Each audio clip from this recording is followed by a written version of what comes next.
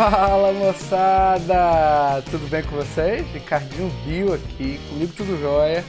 Galerinha, queria convidá-los para uma aula de histologia do tecido muscular.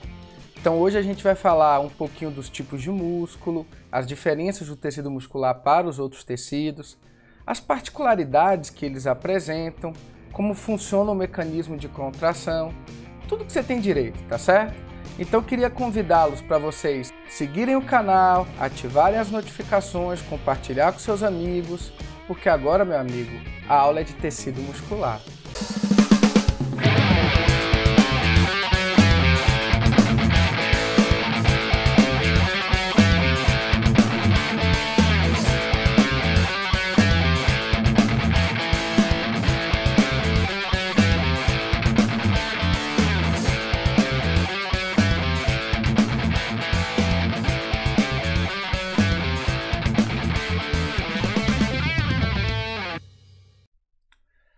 Moçada, então vamos para o tecido muscular. A gente só precisa lembrar que ele é derivado da mesoderme, aquele folheto embrionário intermediário que se iniciou lá no grupo dos plateumintos. Então a origem do tecido muscular vem de um folheto intermediário, presente na maioria dos animais, em todos os triblásticos, que é a mesoderme.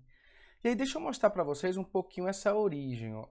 As células mesodérmicas, elas começam a ativar genes seletivamente, isso permite algumas pequenas especializações e vão formando a célula muscular jovem, que é o mioblasto. Essa célula muscular jovem, ela começa a se unir uma com as outras, a gente chama isso de sincício. E aí forma o que a gente chama aqui de miotubo, tá? Que é um sincício, uma célula muscular polinucleada. E ela tem uma tendência, depois disso, de meio que se alongar.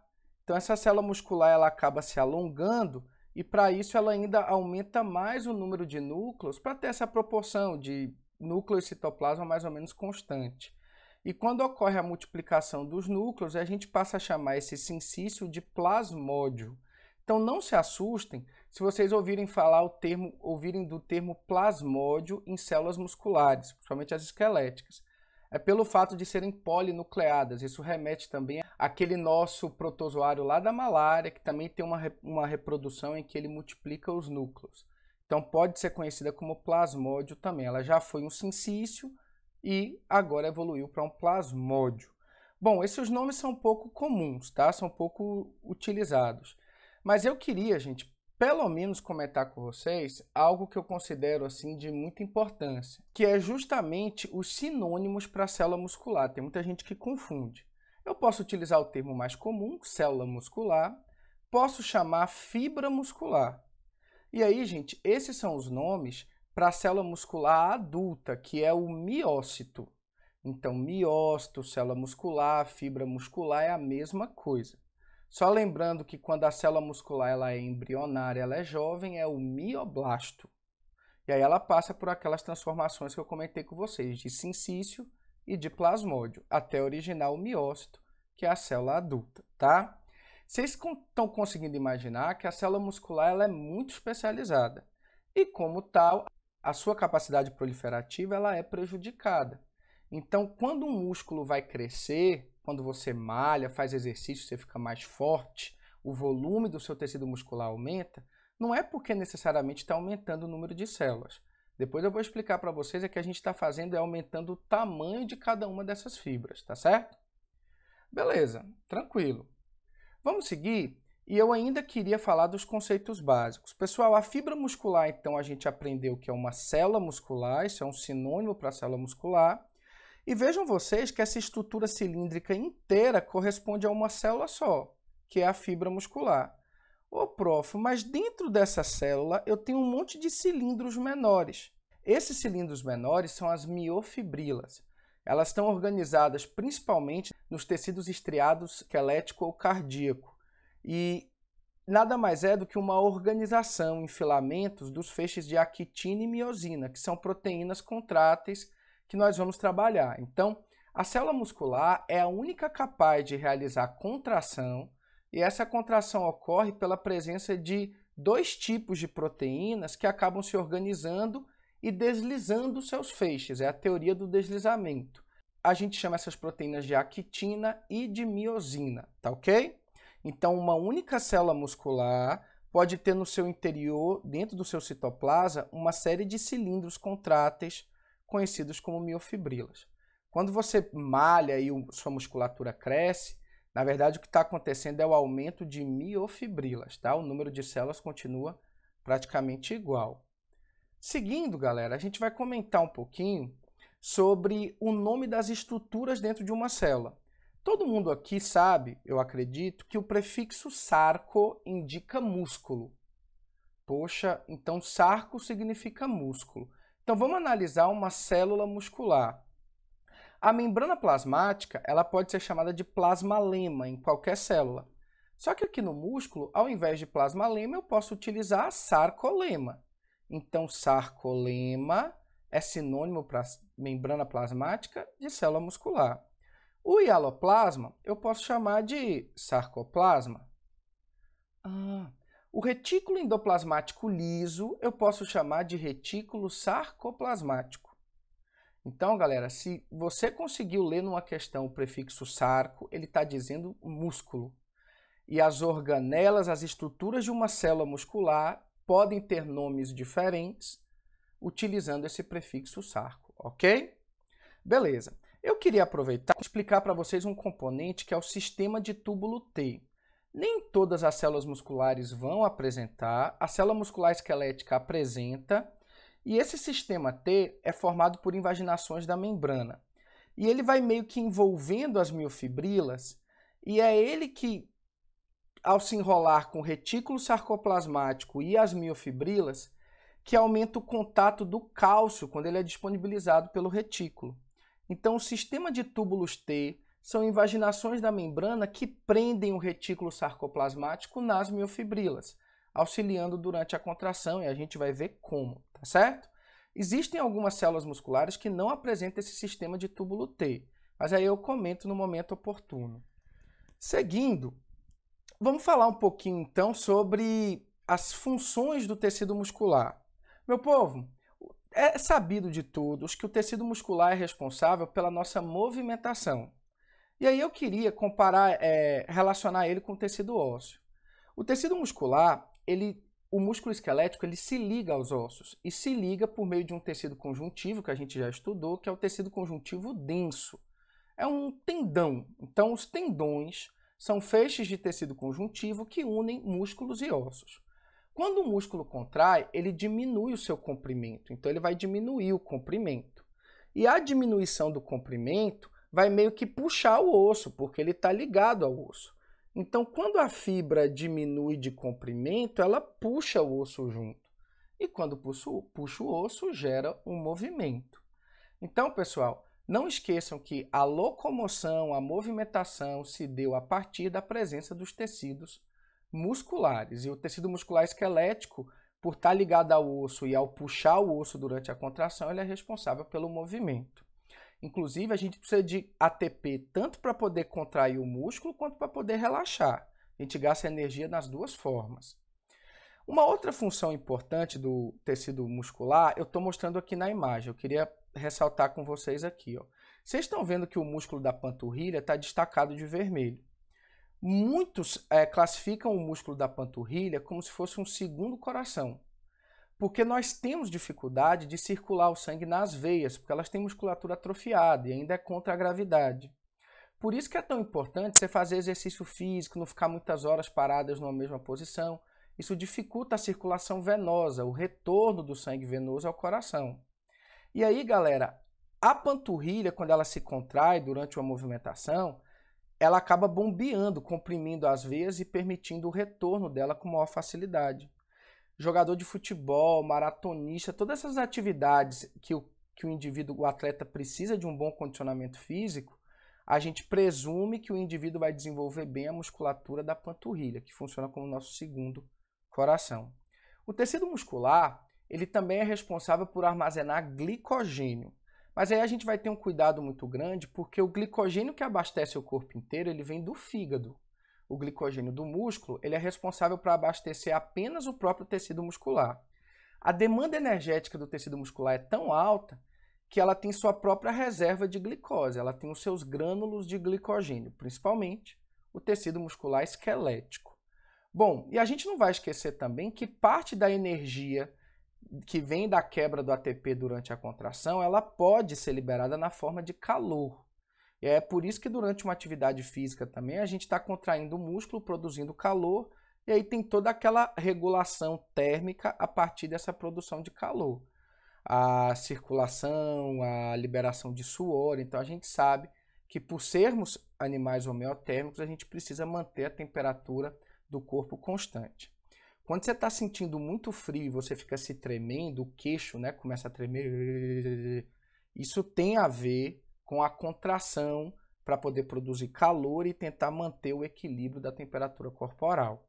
É uma adaptação do organismo. Bom, beleza. E lembre que até quando você está sentado, deitado, você não está com a musculatura toda relaxada. Existe um mínimo de músculo ali que está se contraindo para a manutenção daquela postura. Quando você está parado em pé, quando você está sentado assistindo uma aula. E a gente chama isso de tônus muscular. E quem é responsável por esse tônus muscular? Justamente esses pequenos músculos que se contraem para a manutenção postural. Viu? Não vamos esquecer disso não, o cerebelo também tem uma função importante, ele que manda esses estímulos. Beleza, vamos seguir. Galera, nós temos 3 grandes tipos de músculos, tá? Que estão representados pela imagem. Ó. Na letra A, eu tenho a musculatura lisa. Veja que o músculo liso ele é formado por células mononucleadas. Cada célula, por mais que seja alongada, ela tem apenas um único núcleo. São células fusiformes porque elas têm extremidades pontiagudas. O músculo liso ele não tem as estrias que a gente está visualizando aqui nas outras fibras. Essas estrias vêm muito da organização de actina e miosina por meio daquelas miofibrilas que eu comentei com vocês. Como aqui não tem essa organização, a actina e miosina se organiza de outra forma, a gente acaba não conseguindo observar em microscopia as estrias. E aí a gente vai chamar de músculo liso porque ele não é estriado. A contração desse músculo é lenta, diferente da contração dos músculos estriados, que é uma contração um pouquinho mais rápida, muito por conta da organização dessas fibras de actina e miosina por meio de miofibrilas. Os músculos estriados eles podem ser esqueléticos ou cardíacos. O músculo estriado esquelético é aquele que se liga aos ossos e é responsável pela nossa movimentação. A maior parte do nosso tecido muscular é de músculo esquelético. Mas a gente tem um músculo especial com estrias que é o músculo do coração, o miocárdio. E esse músculo do coração, vejam que as fibras musculares elas são unidas por meio de projeções que eu chamo de anastomoses, tá? E lateralmente a gente tem a membrana dessas células também se unindo e tendo uma junção meio que comunicante, que é a junção gap. A junção gap do miocárdio permite, entre outros aspectos, a sincronização da contração muscular. A gente sabe que o músculo, para poder funcionar como grande bomba propulsora de sangue, ele precisa não só de uma contração, mas de uma contração sincronizada, onde em alguns momentos eu vou estar tendo a contração de uma região chamada de átrio, e depois, quando esse átrio estiver relaxado, eu vou ter uma contração do ventrículo. Então é importante eu entender que muito desse sincronismo, desse ritmo cardíaco, vem da presença de discos intercalares, das fibras anastomossomadas, que são fibras unidas da célula muscular cardíaca. Bom, vamos seguir e vamos falar de cada um deles agora. O músculo liso é o músculo mais simples que a gente vai trabalhar. As fibras, as células são ainda pequenas, pontiagudas nas extremidades e são formadas por apenas um único núcleo. Para a gente isso era a regra, né? Mas não, existem exceções. A gente vai ver que as outras células dos músculos podem ter mais de um núcleo. Pela ausência de estrias, que é aquela organização formada pela actina e miosina, a contração da musculatura lisa ela é mais fraca. Isso não significa que a musculatura lisa não tenha actina e miosina, mas ela não se organiza daquela forma. A contração, então, é mais fraca, é mais lenta e ela é involuntária. Involuntária é que não depende do nosso controle, ela é autônoma. Então, existem nervos que podem sair tanto da região craniana quanto da região medular, que eles acabam controlando a contração desses músculos lisos. Como não depende do nosso controle, a gente não decide quando vai contrair, quando vai relaxar. Eu estou falando, sabe do quê? Das contrações da musculatura do esôfago, dos movimentos peristálticos. Eu estou falando das cólicas, meninas, do útero. Eu estou falando, por exemplo, das contrações da vesícula biliar durante a digestão. Então, isso não depende do nosso controle e vem a partir de impulsos de nervos autônomos, que podem sair tanto do crânio quanto da própria medula. Só lembrando a vocês que isso é restrito às vísceras do nosso corpo. Eu não tenho contração autônoma em músculo esquelético. Então, aqui está exemplo da musculatura do esôfago, né, que ele se contrai durante a maceração e durante a quimificação. Não tem estrias, por isso é liso e é encontrado tanto nas vísceras do nosso corpo quanto também nos vasos sanguíneos. Então, quando eu digo que as artérias têm musculatura bem desenvolvida, é musculatura lisa, que as veias têm atrofiada e que os capilares não apresentam. Então, eu tenho músculo liso envolvendo os vasos sanguíneos, alguns deles, e nas vísceras do nosso corpo, os órgãos do sistema digestório, do sistema urinário, sistema reprodutor, genital. E os principais exemplos, né, que a gente acabou comentando direitinho com vocês. Turma, e aí vamos para a musculatura estriada cardíaca, que é o nosso segundo tipo de músculo que a gente vai trabalhar. O músculo estriado cardíaco, ele é presente exclusivamente no coração. O próprio nome já indica isso para a gente, né? A presença desse músculo no coração. As fibras são cilíndricas, elas já passam a ser estriadas, só que elas predominam ainda apenas um único núcleo. Existem casos que eu posso classificar, e tem alguns livros que dizem que essas fibras são mono ou binucleadas. Isso vai muito do conceito de quando uma fibra é anastomosada, e aí dá a impressão de que uma única célula acaba tendo dois núcleos, tá? Mas não vamos discutir com isso não. Se você quiser anotar que as fibras cardíacas podem ser mono ou binucleadas, não tem problema. São células altamente diferenciadas, gente, talvez sejam as mais especializadas dentro do grupo dos músculos. E aí é importante ressaltar que, pelo fato de ser muito especializada, a capacidade proliferativa aqui não vai existir. Se você tiver uma lesão na musculatura do coração, o máximo que você vai ter é uma cicatriz, um preenchimento ali daquela região degenerada por tecido conjuntivo. Então você não vai recompor, regenerar o músculo cardíaco. Você não regenera de jeito algum, tá certo? Ele é muito especializado e a capacidade de multiplicação dele é bem comprometida mesmo. A contração dele é contínua, isso significa que o coração nunca para de bater, nunca para. Tudo bem que são regiões do coração que vão se contraindo de forma alternada, mas o coração como um todo ele sempre está funcionando. Se o coração parar por algum momento, você pode ter um problema, você sabe disso. E você não controla também os batimentos do coração, porque assim como na musculatura lisa, os músculos cardíacos têm fibras de contração involuntária, autônoma, a gente não controla. Só que por ter estria e aquela organização de miofibrilas, a gente já começa a ter uma contração um pouquinho mais forte quando comparado com o músculo liso. Tudo bem? Então esse é o tão importante músculo cardíaco. Galera, lembre que aqui eu não tenho o mesmo estímulo para a contração. O estímulo aqui não vem de placa motora, que é o estímulo do músculo esquelético. O estímulo para o músculo do coração contrair, ele vem a partir das comunicações das células musculares, da transferência de material hialoplasmático.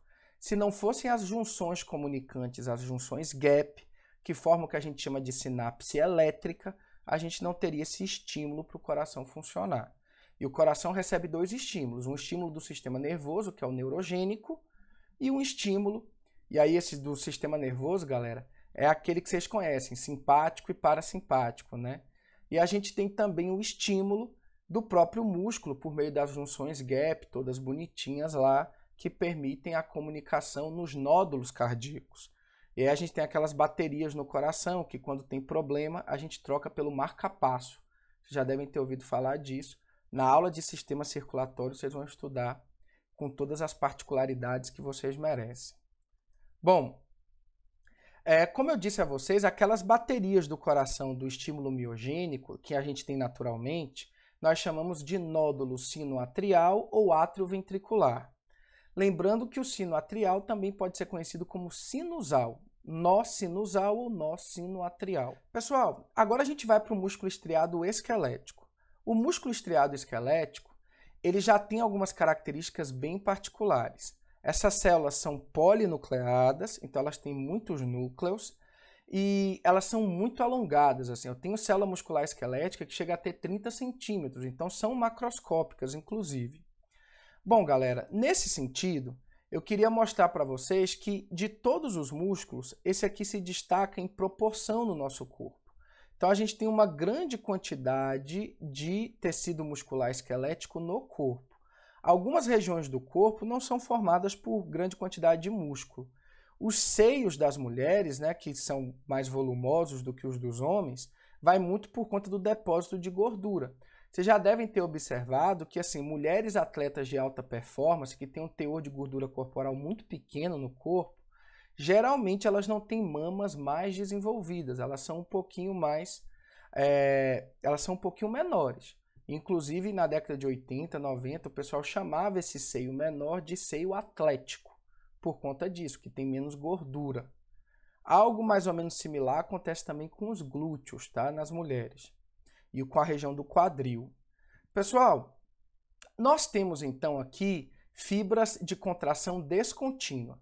Tem hora que os nossos músculos esqueléticos estão contraindo e tem hora que não estão. E por isso que eu coloquei como descontínuo, porque a gente meio que controla isso, nem sempre o músculo está contraindo aquele tipo de músculo. É importante ressaltar que essa contração ela é voluntariosa, depende do seu controle. Então, por exemplo, você quer levantar o seu braço esquerdo, então eu estou levantando o meu braço esquerdo. Eu estou querendo fazer isso. Então, eu mando um estímulo por um nervo somático que vai chegar no músculo esquelético do meu braço, permitindo essa locomoção e movimentação. Então, tudo que depende do nosso controle é porque o estímulo chega por nervos somáticos. E tudo que não depende do nosso controle é porque o estímulo chega por nervos autônomos ou vegetativos. E aí é importante ressaltar que é rápida, forte, tem muita, né, gente? Tem muita miofibrila, então é muito forte. Quanto maior o grau de miofibrilas que são estimuladas, maior é a força da contração do músculo. Então, como é que a gente sabe mais ou menos qual é o estímulo que a gente vai servir para contrair a musculatura da mão para poder pegar um copo de vidro? E essa contração ela tem que ser naquele grau assim exato para que não quebre o copo de vidro e ao mesmo tempo o copo de vidro não caia. Então eu tenho que ter essa memória. E aí, galera, isso tem a ver não com a intensidade do estímulo em cada fibra, mas tem a ver com o número de fibras de células musculares que acabam sendo estimuladas. Essas células, elas têm muito retículo sarcoplasmático. Então o retículo liso nas células musculares esqueléticas, ele é bem desenvolvido. Muito porque, como essa contração é muito forte e talvez seja as células musculares que mais demandam gasto energético, para contrair precisa de cálcio e magnésio. E esses sais eles ficam armazenados no retículo sarcoplasmático. Como tem muita contração nesse músculo, eu tenho um retículo sarcoplasmático bem desenvolvido nessa galera, ou seja, nessas células do tecido muscular. E esse é o tipo de músculo que apresenta como reserva o glicogênio. O glicogênio, gente, é aquele polissacarídeo de reserva de origem animal, os fungos também apresentam, mas ele está presente no fígado e nos músculos. E quando eles estão nos músculos, eles estão no músculo esquelético. Ah, professor, e o coração, que tem uma demanda energética muito alta, ele não tem glicogênio? Não tem. Mas o coração, ele gera energia principalmente por ácido graxo, porque no coração eu tenho triglicerídeo.